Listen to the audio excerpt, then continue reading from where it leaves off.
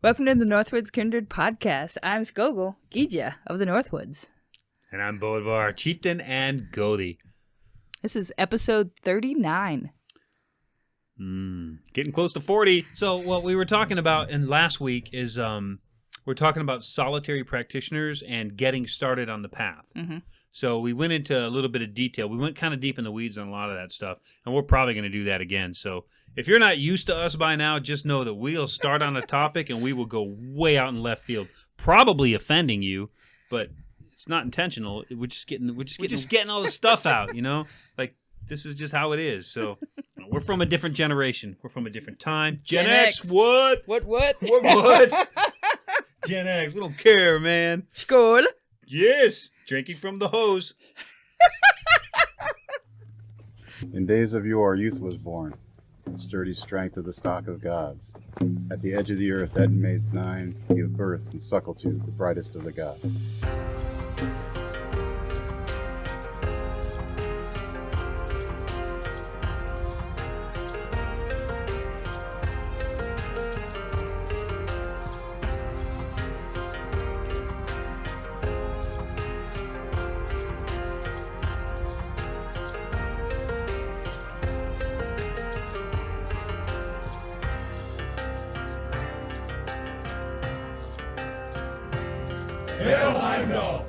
This bloat has ended. Thank you all. Group hug.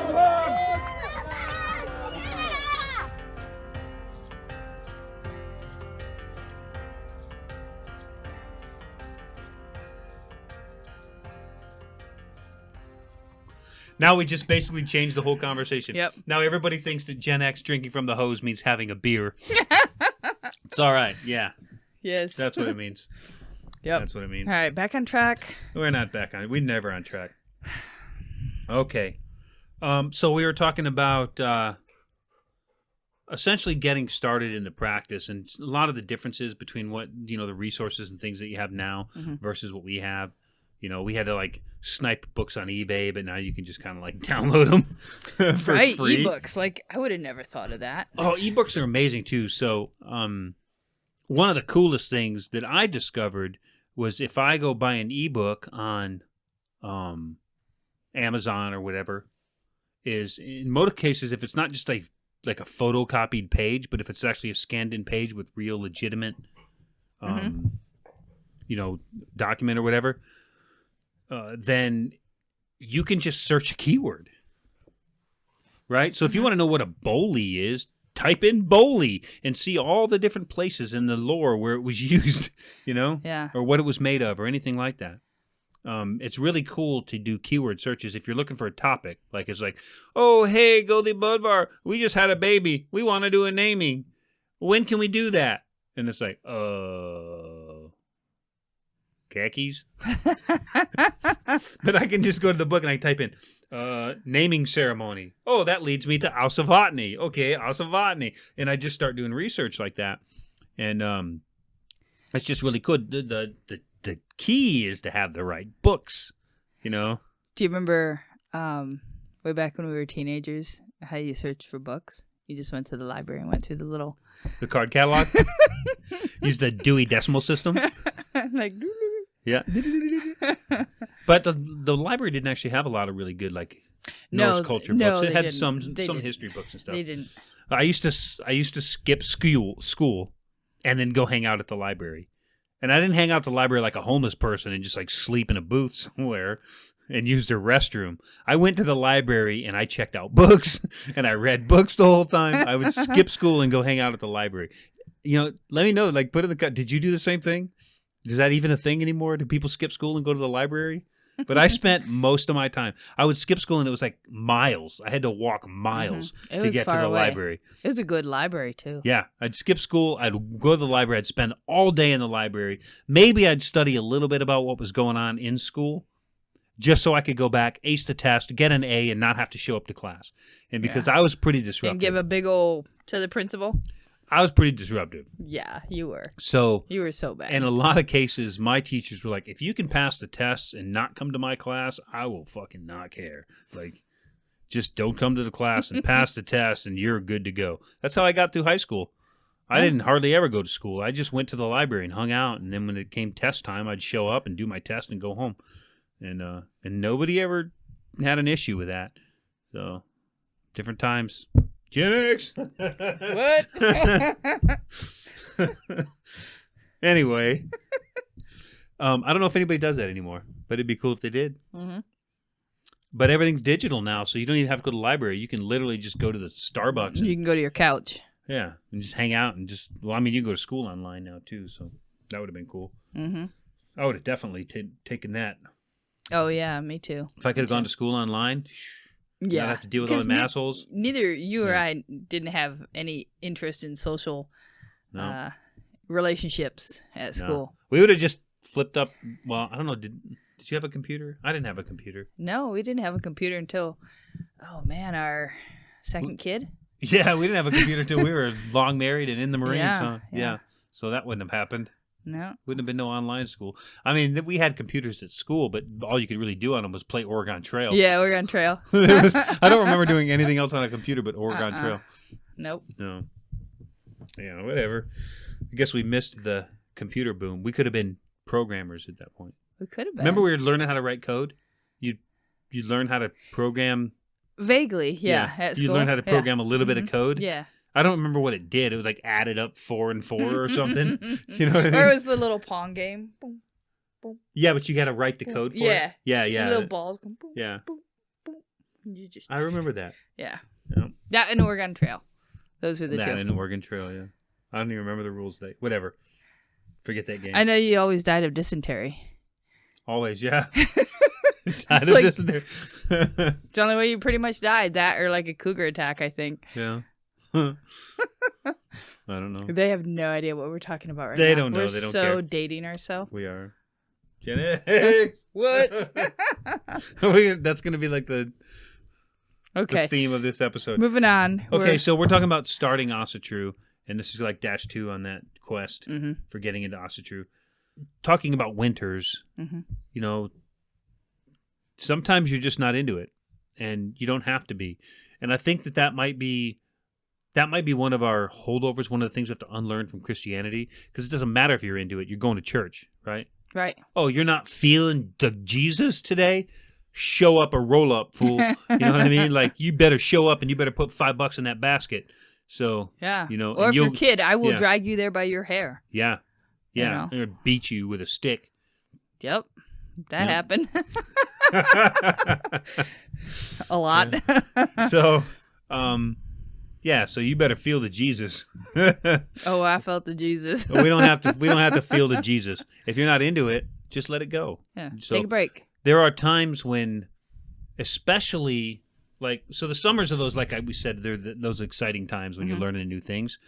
Now you have to let those things become part of you and part of your practice and part of your personality.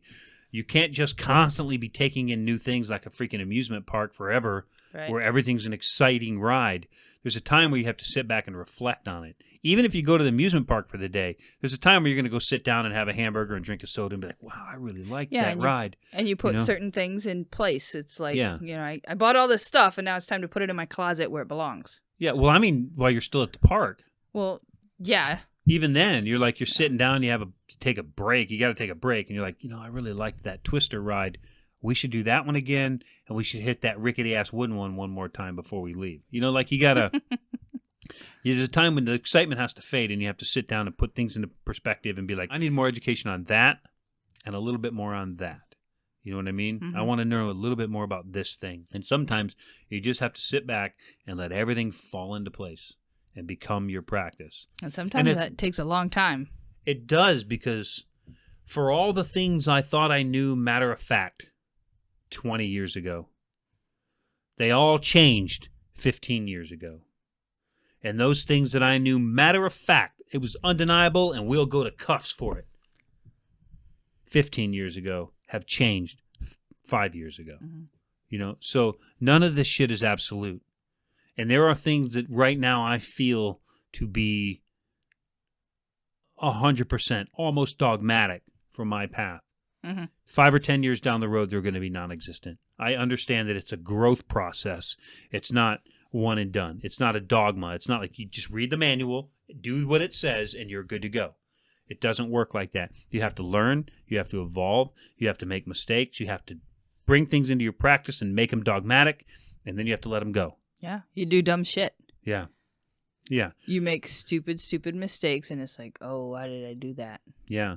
Which is why I almost refuse to argue anymore with a 20-something in Asatru. Yes. It's like, I get it. For you right now, these are the facts.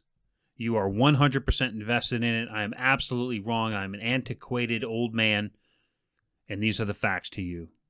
Live your truth, bro. I'm moving on. There's no reason to argue. There's no reason to have a debate. They're not ready for my truth. Right. They're still living their own truth, right? And those are different places in the path, right? Mm-hmm. Mm-hmm. Yeah, and they can't see that. They can't see you. But what they do see is just as real and tangible as anything that I see, And if I was to have this debate with somebody who's 50 years on the path, I'm probably not going to agree with them. Mm-hmm. The things I see are going to be molded by my lens. They're going to be molded by my life, by my experiences. Yeah. Yeah, the things that I've done, the things that I've seen, the people that I know, The and way the you've practiced. Yeah. experiences we've shared, and theirs are going to be molded by a completely something different. Will I eventually get to their point of thinking? Possibly. But if I get there, it's not going to be because they told me. It's going to be because my experience taught me that that's what's right, right? You can't get there any other way. So those people that have been here for 2 years and they want to get on the internet and tell me I'm wrong and argue and everything, they're absolutely right. I am wrong. Everything I say is wrong for their practice, if that's what they say. They are on their own path, and they can only understand things to the depth that they can understand them. Yes.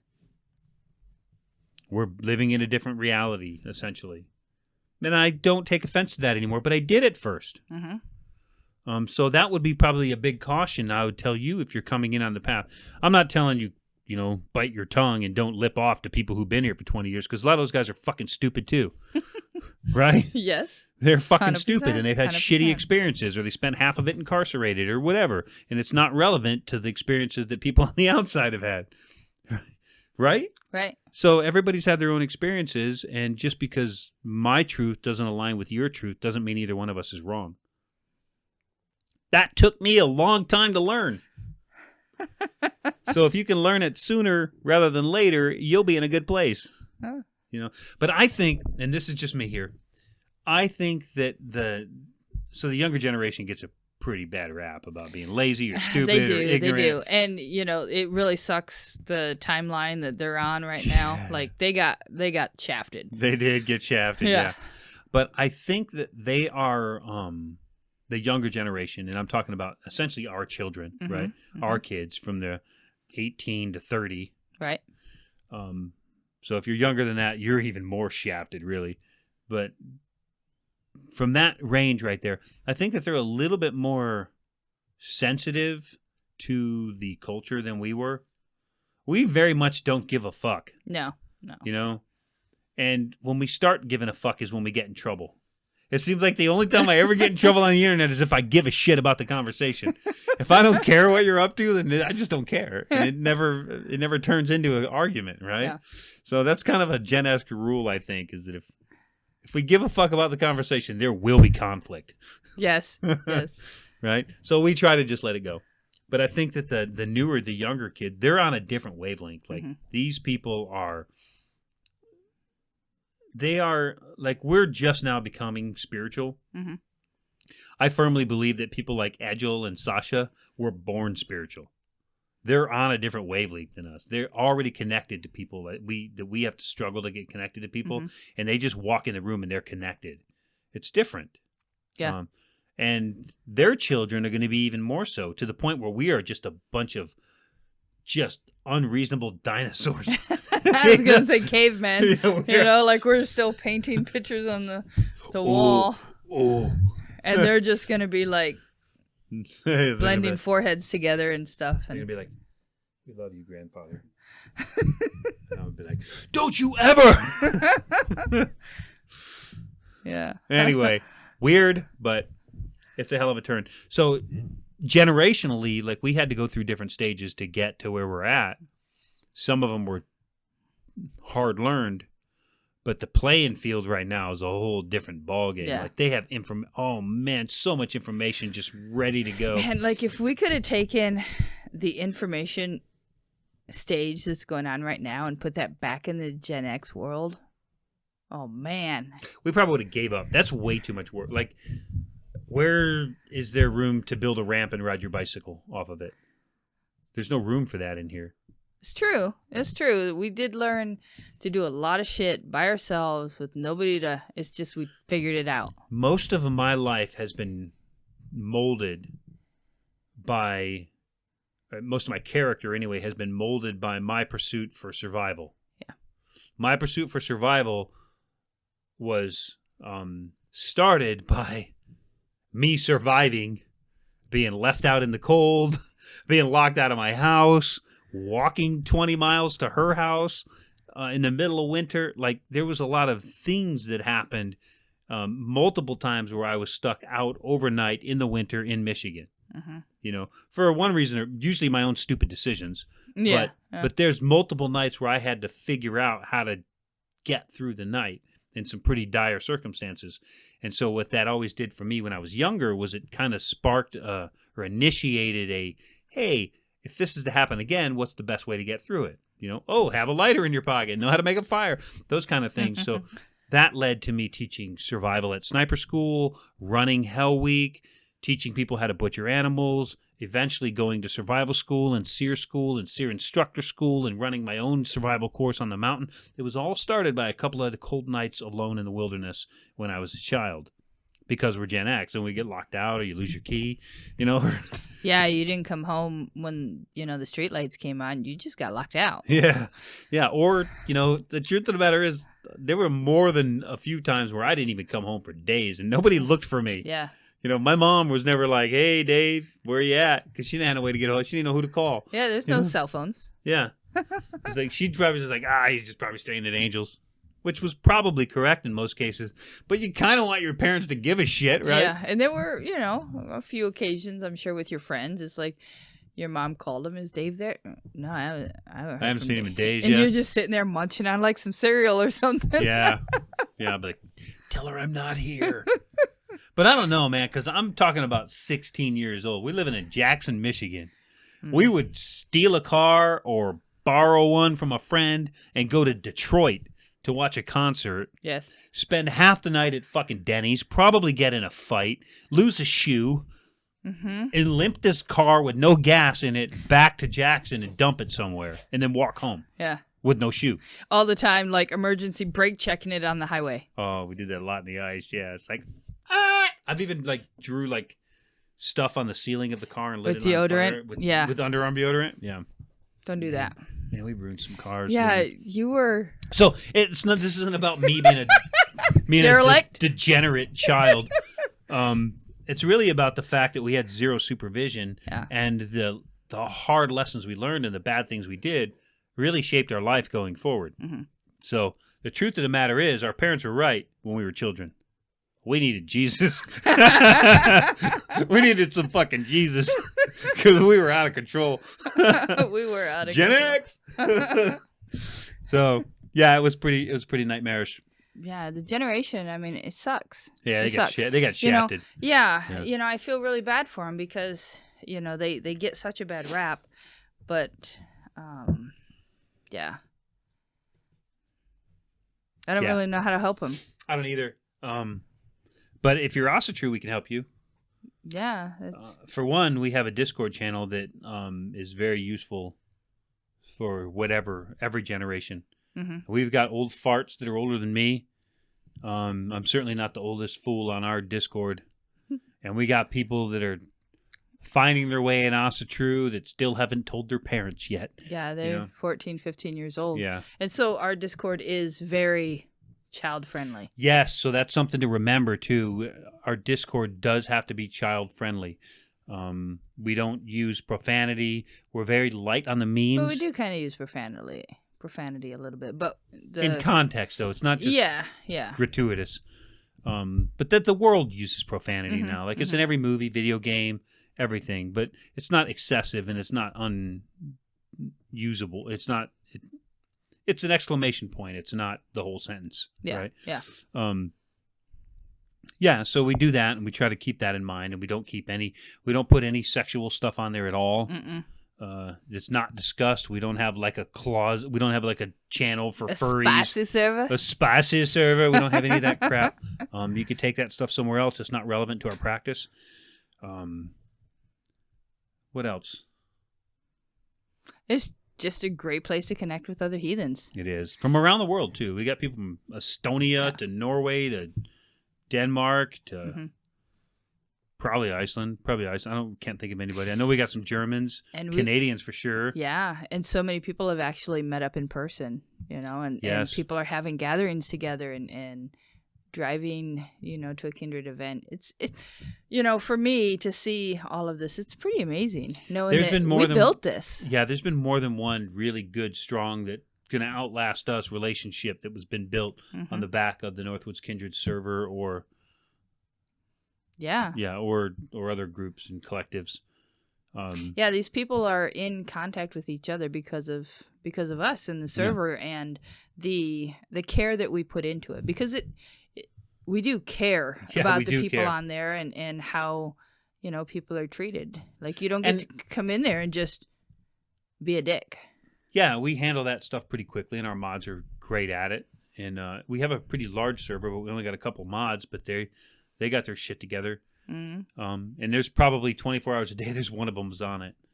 Yeah, and I have to say probably our tribesmen probably appreciate Garboard and Lake Near way more than they do us. Yeah, we could die and they wouldn't even notice probably because we're rarely on. But, I mean, I go through and read everything, but I do too. I don't get involved in too many conversations. I try to just add a little bit when it's usable. Yeah.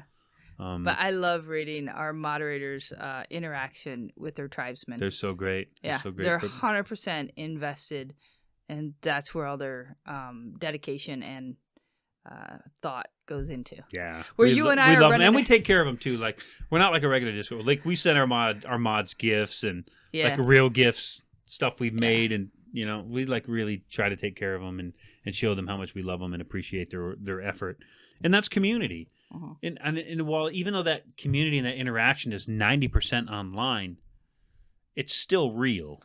Yeah, it doesn't make it 95 less real. or 99% online. It's still really real. Mm-hmm.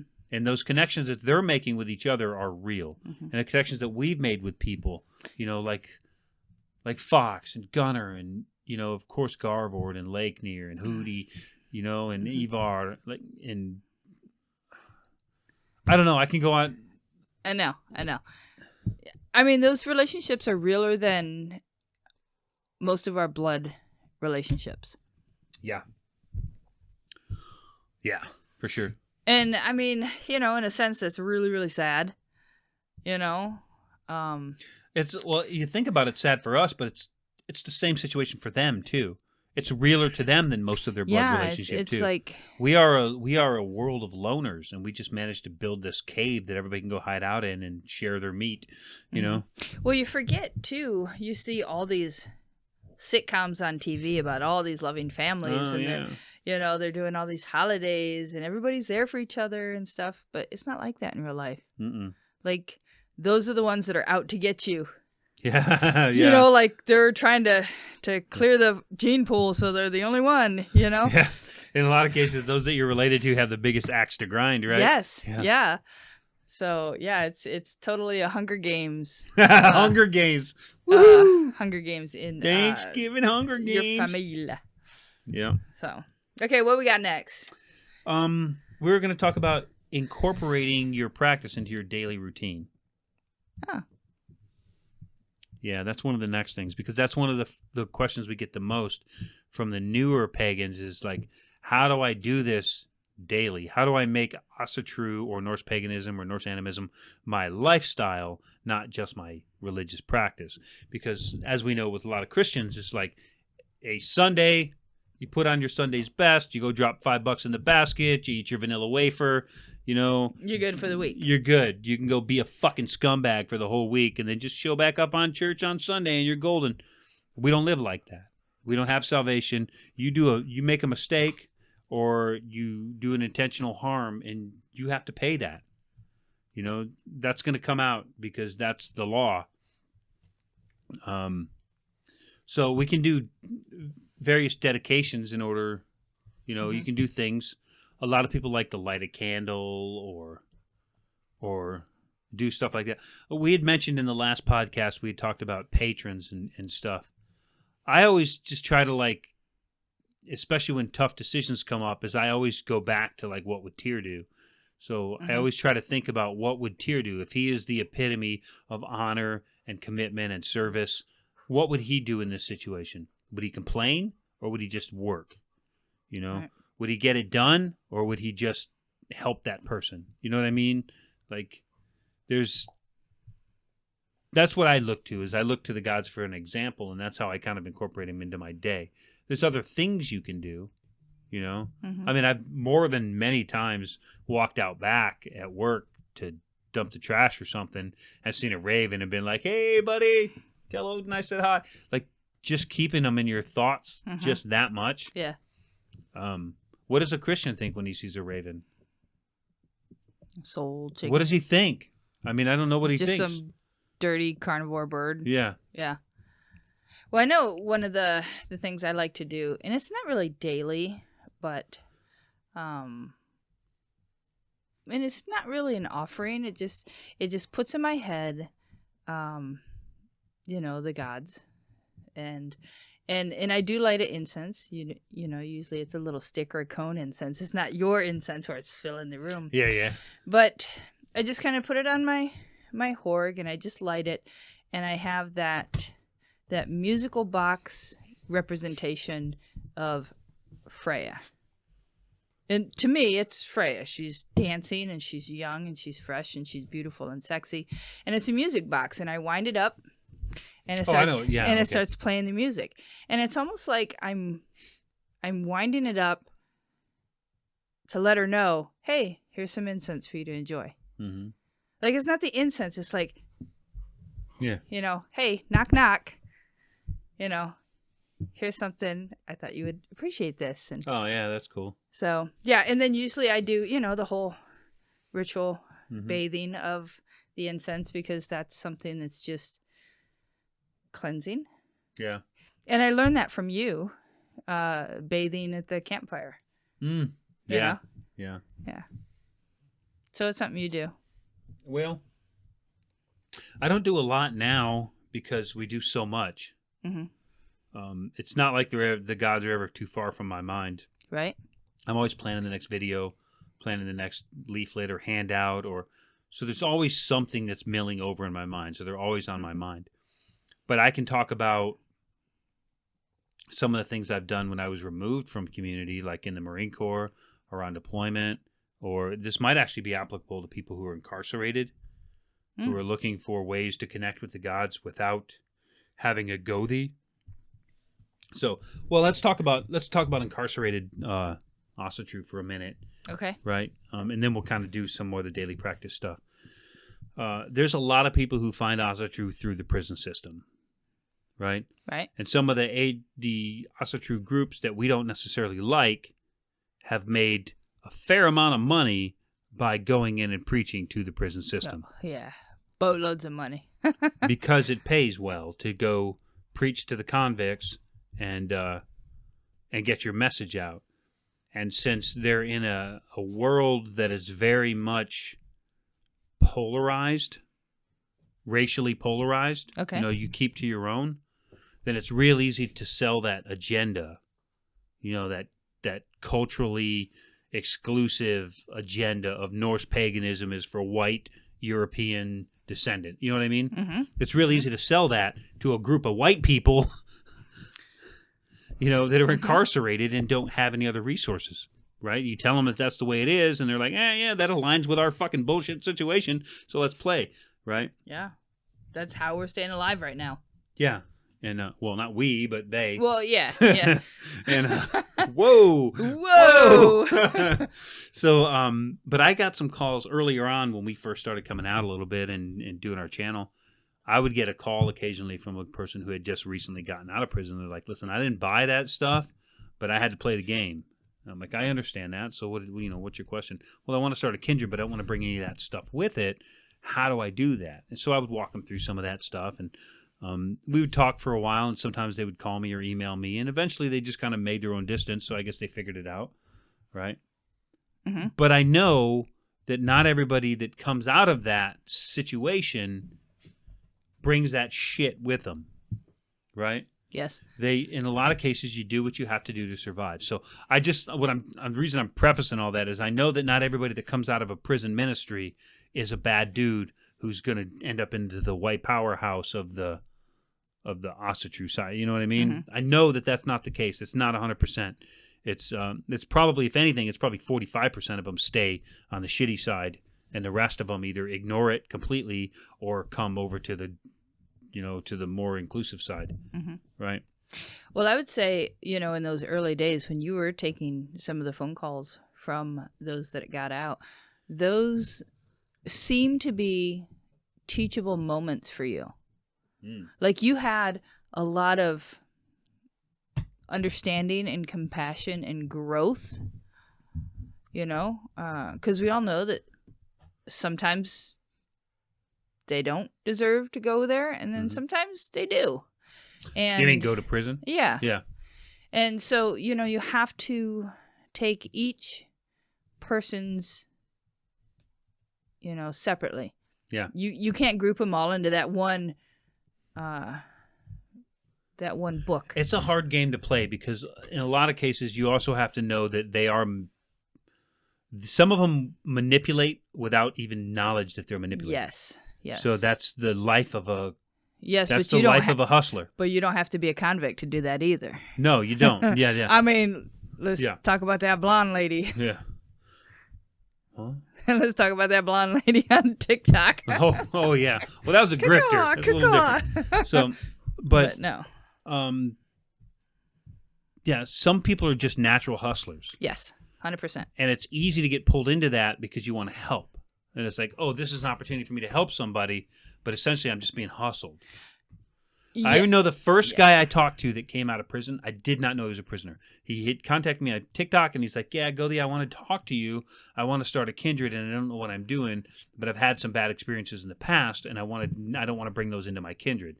That's a very legitimate request, right? Mm-hmm. Here's my number, bro. Give me a call. Yeah. They call me. Your personal number. Yeah. And they're like, well, I just got out of prison. And I'm like, oh, fuck.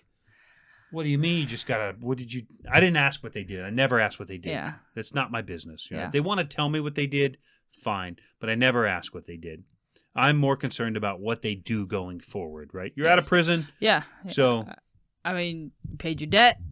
Yeah, maybe you didn't. Maybe Hopefully, you're on parole or whatever. But you figured I'm not out. saying I'm going to invite you over for dinner. Right. But I'm not going to ask you about your crime. If you are asking me questions about how to run a Kindred, I will answer your questions, right? Mm-hmm. And I'll answer them honestly. And if you don't like those answers, that's fucking fine. Go ask somebody who gives you confirmation biased, right? Right. Go ask somebody who will give you the answers that you're looking for, because I'm going to give you the answers that I have. And yeah, so the first one that ever happened, it's been a couple of them, but the first one that ever happened to, I didn't know I was talking to until he told me he was a convict. And I'm like, well, I'm already in it, so let's just keep talking. You know? Yeah. I'm thinking in my head, I'm like, fuck. Like, this guy's got my number. But I never had anything against, like, I had friends that have been in. Matter of fact, we've had a full Kindred member who had done a full life sentence in San Quentin. And I loved that man until the day he died. Yes. So don't ever think for a second we have anything against anybody because they served a debt to society. And he was guilty as fuck. So just leave it at that. But, I mean, looking at your career as a Marine and, one of service to the people and of honor, that is such a other side of the coin. Well, I think it's not their fault. It's really, I'm going to put this one on Valgard Murray of the Asatru Alliance. Yes. Well, that's where it should be put. Because I didn't have any problem with anybody that ever served time in jail before. You know, half my friends went to jail out of high school. I was just lucky I went to the Marine Corps instead, right? Now, it wasn't one of those like either or situations. I probably had something to do with that. Probably. So I stayed out of trouble long enough that I could get into the Marine Corps. It's not like the judge told me to go or no shit. Right. But I was certainly been on probation a couple of times for violent acts against other individuals. So the Asatru Alliance, we used to be members in the Gallahorn Kindred of Asatru Alliance, and I really, really wanted to get the military to accept, and I was working with chaplains and everything, and I was trying to get the military to accept Asatru as one of the zillion religions that are listed. Like there's the Salvation Army is listed as a fucking religion in the military. Yep. The Salvation Army, right? Goodwill is listed as a religion. Like, why can't Asatru be listed, right? Yeah, and this was back in like 2000.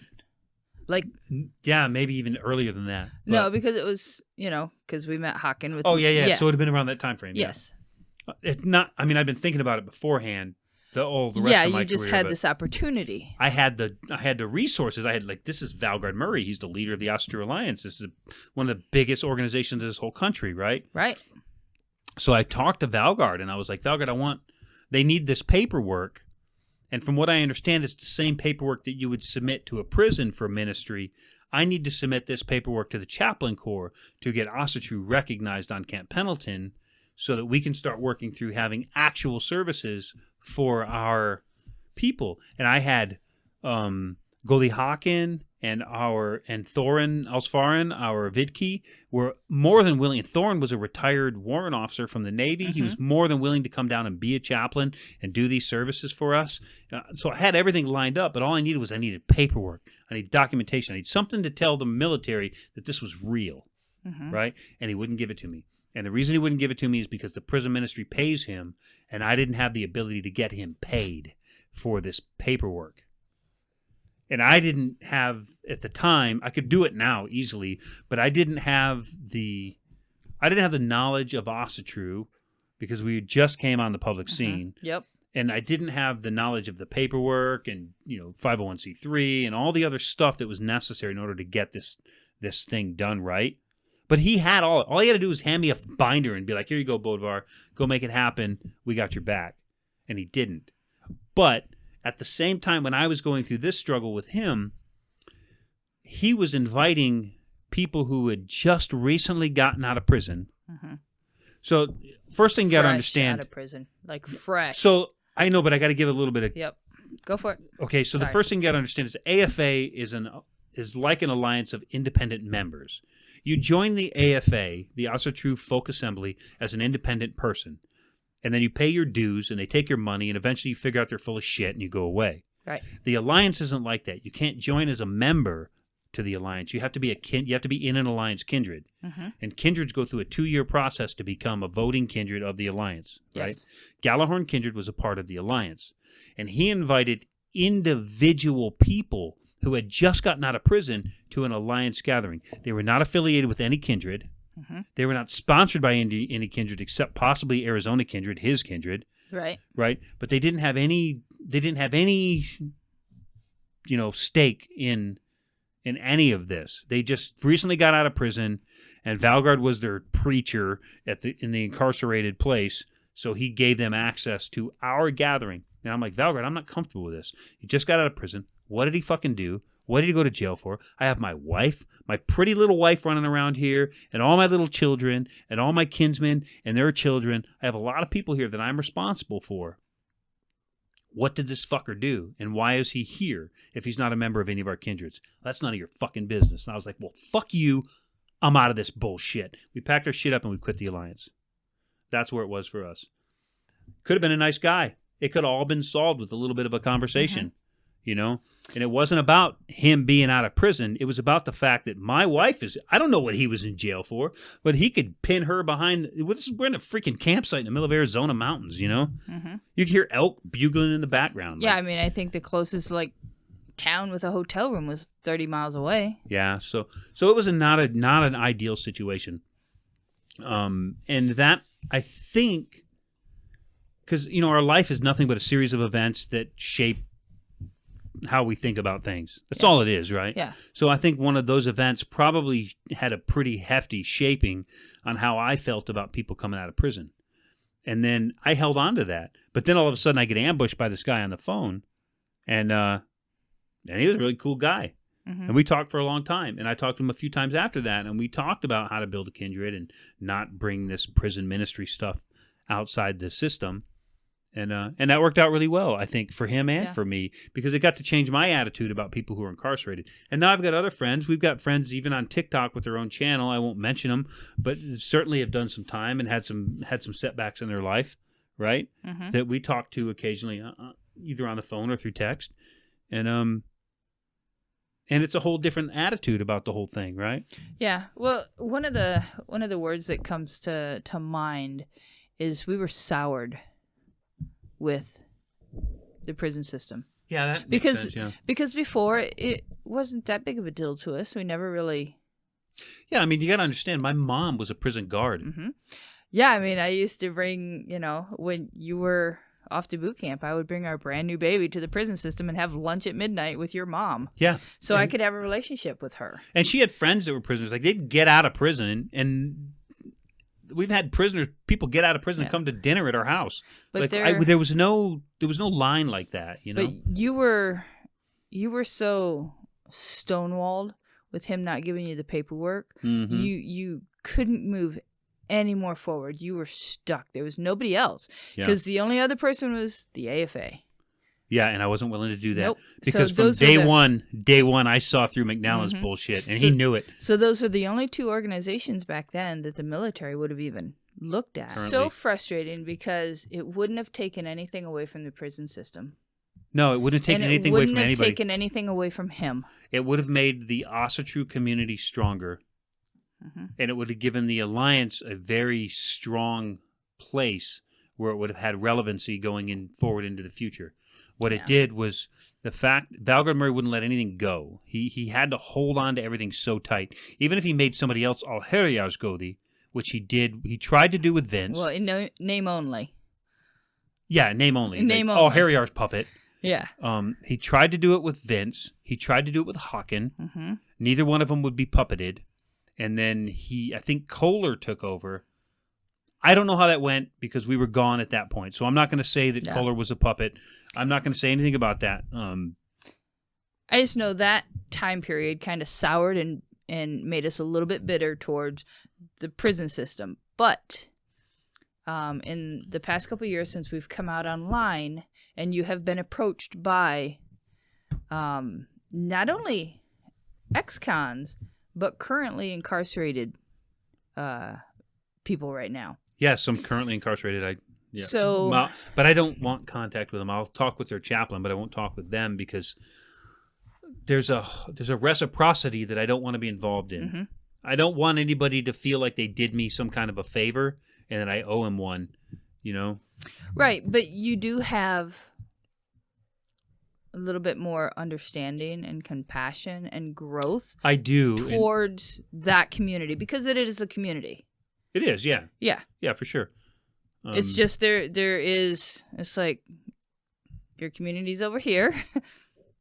Yeah. Our community's over here. Pay your debt. And there's somebody in between that we can. And if we're to look at the old law books, so they would be Vargavium, they would be Wolf in the Sanctuary, they wouldn't be allowed to practice, they would be outlaws, basically. They're outlawed, right, because they're incarcerated.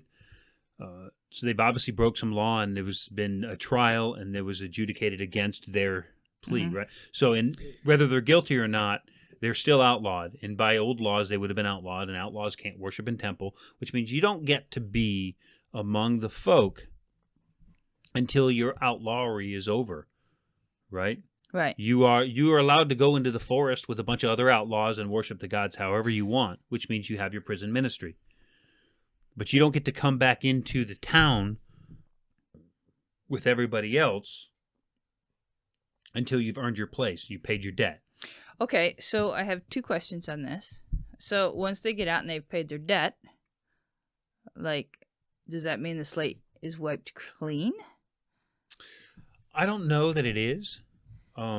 I think that depends on the individual kindred, the individual group, but it also depends on the crime. There are some crimes that slate stays dirty, and I'm not going to even fucking entertain it. Yep. You know what I mean? Yeah. But there's other crimes where it's like, you didn't hurt anybody but yourself. Can you keep your shit under control? You know? But either way, it's not my place to judge. But I do pay attention to my interactions with people. I'm not judging people based on that interaction, but I am deciding whether or not we will be involved in the future.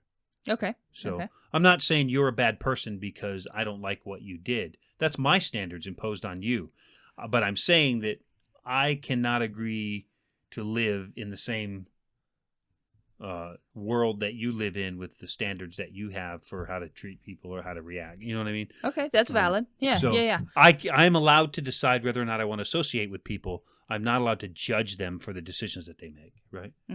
So I think that's fair. Yeah, it's absolutely fair. And just because I don't want to associate with you doesn't mean I'm judging you. Yeah. It just means that your value system doesn't align with my value system, and there will be friction. And I don't want friction, so have a nice life. Right? Okay. And then 2. Okay, so I had 2. Yeah.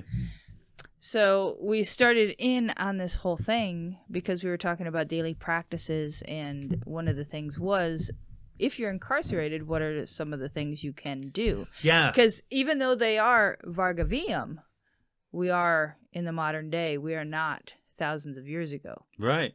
So what are some of the things that they could do for daily practice? So currently they're removed from society. So they're in a very unique situation. And it's probably at least similar to me being, 6 to 8 months living on a boat in the middle of the ocean. It's essentially a fucking floating ant farm, right? And you get your routine. So you're just like you would in the prison system. You know when it's time for chow. You know where to go, how to walk, where to stand, what to do, how to dispose of your plate, where to go after chow, where to wash your hands, the bathroom, back to the gym. You got a smoke break on the smoke deck. Like everything is so timed. Your entire day is keyed up. Like okay, you know what I mean? Like Well, exactly I don't know what you mean, but yeah. You know exactly when you're going to the gym, when you're going to wake up, when you're going to sleep, what books I'm going to read today. Everything is just so monotonous. There's no place to go. You end up like I've been on some pretty big ships. Like the Essex is pretty good. It's a LHD, so it has halos that land on it, and you go inside the well deck. It's a pretty large ship. I was on a maiden voyage for that thing. But when you first get on the boat, you tend to just like explore. You go down into the well deck, and you go down into engineering spaces and all over the whole boat. But about a month into deployment, you have a route. You could wear a hole through the floor. You don't go anywhere except your little loop, right? Yeah. I have to imagine that it's probably that same way in a prison system. Okay. It's probably exciting to get transferred to a new prison and see different walls, But so I imagine they have the same routine. So I also had to come up with some things that I could do while deployed. I've got 7 deployments that I can do that allow me to stay connected to the gods without actually having a formal ritual, right?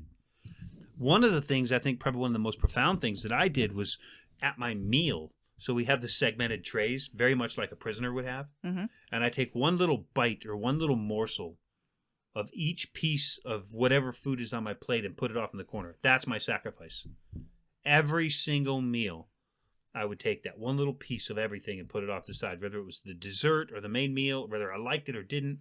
Whatever it was, I put a little bit of it off to the side before I even started eating. Because if I eat this pudding and I don't like it, then it's not a sacrifice. But if I make the sacrifice before I eat any of the food, I'm making a sacrifice, right? Okay. So I push a little bit. It's not enough to be noticeable because military ain't real big on wasting food, right? So it's not enough to be noticeable, but it's a little bit that I put of every single meal, 3 meals a day, into the corner. And sometimes a 4th meal if I go to mid-rats. That's midnight rations for people who are on late watches. You just go in and you say, yeah, I'm on watch, the well deck or whatever, and you just eat a fucking meal. They don't care. So 3 to 4 meals a day would be, I would make that. I would try to read a lot. I would write poetry, which I shared a lot of that with Hawken, and you've seen some of that too. I would write poetry. So one of the things that helped me is I would read a story of the gods, and then I would try to take that story and translate it into my own poetry. Maybe one day I'll just write a little pile of poetry and share it with everybody, you know, because I've got a lot of poems that I wrote that tell a lot of the stories of Heimdall or Odin or various different things, you know. Well, one of the shorts we have coming up is you reading the poem for the Feast of the Einhard gathering that we had For Warrior's Will? November, yes. Now, so I wrote that poem in Iraq. I don't know if it was before or I'm pretty sure it was after that event I was talking about with the owl on the last podcast. Yeah, I wrote it very shortly after that because we had a couple of serious conflicts nearing that part, and you know, it kind of hits everybody a little bit hard when that shit happens. But back to the prison, you can also make devotional days. So we know that most of the days of the week are named after the gods, right? Yes. And now you're saying going back to the prison, but anybody can do this for their daily practice, Oh, right? certainly. Yeah, you can. If you just need a daily practice. I'm equating it to prisoners because they don't have a lot of other options. Okay. Especially if they don't have a Gothi or a chaplain that knows how to do it. Okay, so I was just wondering. Yeah, they might not have a devotional circle and a horg and a cardboard hammer or whatever the fuck they're allowed to use, right? They might not have that stuff, or they certainly don't have any meat or anything, but you can still have. This religion isn't dogmatic, which means you don't have to have a circle and mead and a hammer and a bloat. You don't have to do that stuff. You can just devote some effort to the gods, and that's the same thing, right? Right. So if you have the days of the week, I won't do Sunday and Monday. We'll come back to those, but Tuesday is Tears Day. So if you know Tears Day and is obviously named after Tyr, right? And it's a day you can reflect on the virtues of the warrior, right? So today, yes, maybe I'm incarcerated, but today I will focus on compassion and so what would be kind of the warrior ethos, right? I'm going to focus on compassion for my enemy, right? I'm going to focus on using my brain to solve conflicts over violence, because that's what Tyr does. He doesn't just solve every situation with violence. He's very more Zen master than that. A little bit more of a, at least the way that I interpret him, he's more of a tactician, he doesn't just approach every situation with violence. Yeah, like Thor. Yeah. Okay. So it's less about the violence of it, and it's more about the consummate professional warrior, right? And the professional warrior looks out for the weak. So, yeah, maybe in prison you don't look out for the weak, but maybe on this particular day you don't necessarily pick on them either. You know what I mean? Right. You make those warrior ethos your ethos for the day. You don't have to live that. And certainly you're in a fucking ant farm, right? So if there's a situation that comes up and it makes you betray the ethos of the day, give it an honest effort, but you're still living in an environment where you don't really have a lot of choices. You still got to keep yourself clean and safe. And sometimes that means violence. But if you can avoid it and you can just protect the weak or look out for them, you know, that's a good thing to do for Tuesday. For Tears Day is to just protect the weak, right? Right. And it's only one day. Wednesday is Odin's Day. What do you do on Odin's Day? You learn shit. I would think everybody would say you learn shit, right? Yeah. You read a little bit. Maybe you write the poetry at this time. You just spend the day educating yourself and becoming better. Maybe that's working on your law degree, right? Maybe that's hitting it really hard. Maybe it's not about Norse paganism. You just think of Odin. You're like, Odin could navigate a litigation, right? I want to be able to do that too. Odin could certainly be a lawyer if he wanted to. I want to do that too. So you dedicate Wednesday to Odin and you spend that time in the library. You just spend as much time as you can learning and reading. You know, Thor's Day. What's Thor's Day? I'm going to say laughter. Motherfucking gym day, baby. That's where you go get your swole on. Oh, right? yeah. I guess it would be. Yeah, you put a little bit of extra effort into getting strong physically, right? Put a little bit of extra effort into that physical strength. Maybe you spend a little more time in the yard, Maybe we'll do a few more push-ups in your cell. Add a little bit more weight. Add a little more weight. Just push it a little bit. Yeah. Get a little bit stronger in body and mind. That makes sense. I was totally thinking on, hammer bashing giant heads, and that was not where we needed to go. No. So swole then what do you day. got for Friday? Well, Friday is kind of, is it Friggis Day or is it Phrase Day? I don't think it matters. No? We'll use Friday for compassion and connection. And so use Friday to, that's where you write a letter home. Maybe that's where your family comes to visit you. And you're like, hey, if you can visit me on Friday. That's the right day for that. And Friday, maybe you have a little bit more compassion for the people around you. And you just try to be a little bit more sensitive to the environment, right? Be a little bit more motherly to the people, Maybe kick down an extra pack of ramen to your cellie if he needs you just be the caretaker for the day. That's the kind of things that you can do to honor the gods because we're all their children, right? Right. And so you show that level of compassion. So if you are Jeff Bezos, right? Okay. And you're a rich bastard with more money than God, and you show compassion to someone, it means nothing to you. But if you're a down and out convict incarcerated for 15 fucking years and you show compassion to somebody by giving them a Charleston Chew, you've made a sacrifice that matters. You know what I mean? Mm-hmm. Yeah. It's not the same as Jeff Bezos giving Charleston Chew. He could buy the fucking factory and dump it on Charleston and nobody gives a shit. It's still just some rich guy flashing his shit around, Mm-hmm. But if you don't have anything and you give some of that to someone else who has less, that's a sacrifice, right? Mm-hmm. That's a good one for Friday. What's Saturday? Saturday. Mm-hmm. Suna's Day, right? Saturday is Lager Day. I thought that was Sunday. Huh? Thought it was Sunday. Suna is Sunday. Oh, I had them backwards. Saturday is Lager Day. It's Laundry Day. Yeah. The worst part is, the confusing part is everything is Norse except Saturday, which is named after Saturn. But the Norse used it for Laundry Day. So it's your recovery day. Yeah. Get your housekeeping in order, Write those letters to your lawyer if you have to. Do your laundry.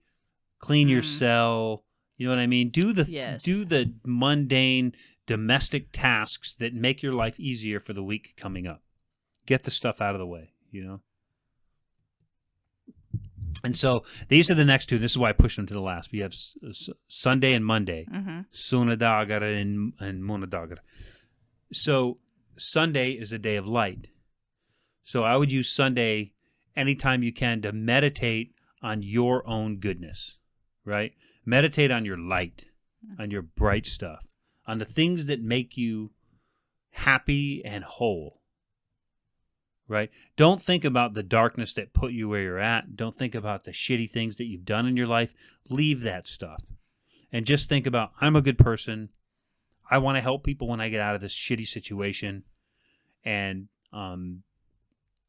the things that you want to do, the pieces of your personality that you want to be better at, right? Okay. Focus on those. I want to be a kind person. I don't want to take advantage of people. I want to live a good life. I want to support my family. I want to take care of the people I love. Just meditate on that shit. Mm-hmm. And then here's the opposite. The opposite is Monday, where you have to focus on, this is where you have to do your shadow work. This is where you have to focus on your darkness. This is Mani's day. And you have to think about all the dark things that are in you. You can't lie to yourself about your fucking perversions or about your bullshit or about your crimes. This is where you focus on those things and you're like, I don't want you in my life anymore. I don't want you to be a part of me. It's time to let you go. You served your purpose. I learned my lesson. I'm paying my price. Go the fuck away. So every Mani's day, you focus on that darkness. And then the antidote to that is Tuesday, when you start showing compassion and protection for those people that are weaker than you who would normally be your prey. And you just complete that cycle. And if you can build that, you don't have to do my idea, but if you just use that, and even if it's only a portion of each day focused on that, then you are a Norse pagan and you are doing it right by my, you know what I mean? Yeah. It's very profound. Yeah. Yeah, it's all you can really do when you're trapped in an ant farm, right? Yeah. But I think that that's a good way while you are behind bars to take charge of your own religion and your own folkway, and then you're going to come up with some stuff on Wednesday when you're reading and you're learning and you're doing that Odin thing that's going to probably change or evolve those other days for you. You know, your whatever your practice is or whatever the things you want to do. I think that anybody can do that. Even if you're a college student or you're living in your parents' house and you're afraid to come out of the closet and tell them that you're a pagan, you can still do all of those things. You can learn on Wednesday. You can connect with people on Friday. You can take care of your mundane household tasks and stuff on Saturday. You can conquer your light side, or, you know, embrace your light side, conquer your dark side, be compassionate about people on Tuesday. You know, you can work your body and your mind and get stronger and healthier on Thursday. Those things can happen for anybody, right? Yeah. That's just a loop that you can just get caught up in, and that's your life, right? Mm-hmm. That's how you practice a solitary thing, especially if you're sequestered from anybody else. I know that if I was stuck in a damn prison, a military prison camp somewhere in Siberia, I would most likely, with no resources or books or anything else, I would meditate on those items on those days. And not only would it help me keep track of the week, it would give me something to look forward to, you know, because I get to, maybe this sucks on Thursday, but tomorrow all I have to look forward to is writing a couple letters to the people I love, maybe a visit, right? Or just meditate on sending good waves their way because I have no other resources available, you know? Kind of rambling now. No, you just made it so much deeper than I ever imagined. Yeah, but I mean, those things are possible, and those are the kind of things that, I mean, I use them to get through some pretty dark phases in my life, too, using those kind of meditations. Really, that's all they are. They're meditations. You can use some external stuff, but all of that stuff can be accomplished in meditation. Yeah. No, but a lot of, the prisoners, I would assume, think that you have to have, a Gothi, and you have to do this, and you have to do that ritual, and you have to go outside, and you're supposed to drink mead, and you have to have a hammer, and, there's all these requirements that none of them matter. And the reason is because organizations like the AFA go in to do their ministry, and they make everything Catholic, because they've already said that that's their goal. So they make everything dogmatic, and it's like, you have to X, Y, Z. Yeah. You don't have to any fucking thing, You have to take the situation that you're in and turn it to your advantage, because that's what we're talking about when we were talking about the winners, right? There are dark times. Maybe your dark time is a 20-year sentence, right? But that's your winner. But all you can do is focus on it and turn it into a positive. Turn it in. Eventually, everything can be a net positive if you embrace it correctly. Certainly, we had some dark times with the military, but all of them, I would say, without fail, has turned into a net positive. The only thing that I can say that has never turned into a net positive was losing a child. I can't find any light in that. Yeah. I can't find any light in that, only darkness. Yeah, there's no light. There's no lesson to be learned. There's no value. There's nothing of use in that. But with the exception of that, every other dark thing in our life has turned out to be a net positive. Right? I would agree with that. Yeah. Yeah, but sometimes you just have to own your own darkness too, right? So the only thing I have on my list left is interacting with non-pagans, non-heathens, Christians. Oh, fun. Yeah, not really. Like, don't. We're getting a little more long in the tooth, but don't be a dick. Yeah. Essentially, I mean, after everything we've talked about in these last two episodes, I think it's pretty obvious that the only way that you can interact with non-pagans is to know that they're human. They're on their journey, and it's right for them. Now, if that includes harassment of you, it's just like I said before. You just take your leave. You are not going to convince anybody that you're right. You're not going to convince them that they're wrong. You're not going to be able to convince them that Jesus was most likely a pagan. Right? None of that stuff's going to matter. Everything that you say is going to fall on deaf ears. Even if they pretend to have a conversation with you, right? If they're pretending to listen to what you're saying, they're not. All they're doing is they're waiting for you to shut the fuck up so they can say what's in their head that they're trying not to forget while you're talking. That's all that's happening. And maybe there's a few exceptions. There may be one or two people who's actually honestly interested in your way, but the only reason they're interested in this pagan way is so that they can have enough knowledge to convince other pagans to follow their way. Nobody is interested in going your way or anything else. It's not worth it to have an interaction. But there are occasions where they will violently interact with you. And I don't mean physically, but like almost. You know what I mean? Mm-hmm. Like, you're a fucking devil worshiping piece of shit. You know, and it's like, well, you know, I mean, my gods at least gave me restraint. You know, they gave me the ability to have compassion for you in your life's journey. But your God didn't give you compassion. And from what I can see, from what the stuff that I've read in the Bible, he doesn't have a lot of compassion for anybody. You know, he kills his own people to prove a point. He creates his own children and sends them to torment because they don't listen. Would you torture your child if you had a baby and that baby got the milk when you told him not to? Would you beat that child or light him on fire? Some parents would. Right? Yes. But if God is the Father, the horrific things that he has done and threatens to do to his children is unforgivable. He's no God that I will ever follow. No. You know? What he has his followers do to their people, the whole thing is just corrupt and disgusting. And I don't blame it on God, and I don't blame it on Jesus. I think that religion probably started out with something way better. But it got power, and power corrupts, and absolute power corrupts absolutely. So as soon as they started to build a hierarchy, built the popes and bishops and all that kind of shit, there was a power struggle, the books were rewritten, and the message was lost. It's eternally lost. So is there anything else on getting started in Asatru? I don't know if we even covered it at all. I don't know really. if we did or not, but we certainly do have a series of videos on this playlist right here. Getting started in Asatru, right? That's true, and that's a lot of cool shit like bloats and summals and how to do important shit. So if we're like way off the mark, watch that video. Man, we hope you enjoyed that. Don't take offense to it. We're just a couple of fucking fools just having fun. And beers. Yeah. But seriously though, like that stuff I said about, you know, how to the weekly dedication, like if you're... I loved that. I really loved that. There's a lot of value in that. There's a lot of ways. I'm going to pull that into my, you know... It can just be a simple morning meditation. Pull it into my daily practices and just at least give it thought. Yeah, that's it. Just a meditation. It's a walking meditation. If you just think about it like, hey, it's Thursday and today's the day to build strength. Hey, man, take the stairs. Lift that heavy object. You know what I mean? Just do that. Hey, thanks for being here with us. If we offended you, we're sorry.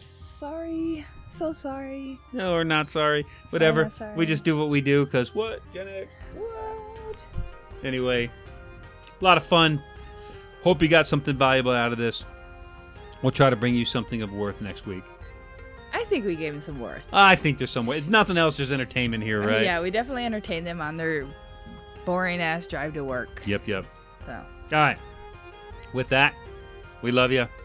See you next week, right? Yep. Torvigi.